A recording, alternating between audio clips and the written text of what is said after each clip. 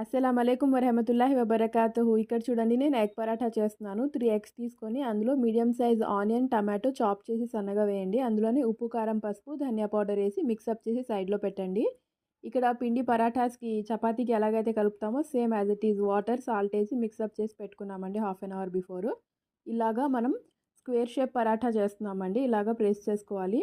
ఇవి చాలా ఈజీగా టేస్టీగా ఉంటాయండి. మీరు ఒకసారి ఏమైనా డిఫరెంట్గా చేయాలనుకుంటే ఈ విధంగా ఎగ్ పరాఠా చేసి పెట్టండి. పిల్లలకి కూడా చాలా బాగా నచ్చుతుంది. లంచ్ బాక్స్లో కూడా పెట్టచ్చు.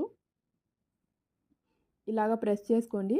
స్క్వేర్ షేప్లో చేశానండి. మీరు కావాలంటే ట్రయాంగిల్ షేప్ కూడా చేయొచ్చు. ఇప్పుడు తవా హీట్ ఎక్కినాక మనం ఇందులో వేసి ఇలాగా, నేను ఇందులో చీజ్ కూడా యాడ్ చేశానండి. మీరు టోటల్లీ ఆప్షనల్. మీరు కావాలంటే యాడ్ చేయండి, లేదంటే లేదు. నేను గ్రీన్ చిల్లీస్ కూడా స్కిప్ చేశాను. మీరు కావాలంటే గ్రీన్ చిల్లీస్, కొత్తిమీర కూడా యాడ్ చేసుకోవచ్చు. ఆ ఎగ్ ఏదైతే మనం మిక్స్ చేసామో అందులో దాన్ని ఇలాగ లేయర్గా తీసి లోపల ఇలాగ ఫిల్ చేయాలండి. సో సైడ్ ప్యాన్ మీద పడినా ఏం ప్రాబ్లం లేదండి. చపాతీ మనం టర్న్ చేసినప్పుడు ఆ చపాతీకి స్టిక్ అయిపోతుంది ఎగ్ అంతా. ఇవి చాలా ఫ్లఫీగా, టేస్టీగా, క్రిస్పీగా ఉంటాయండి.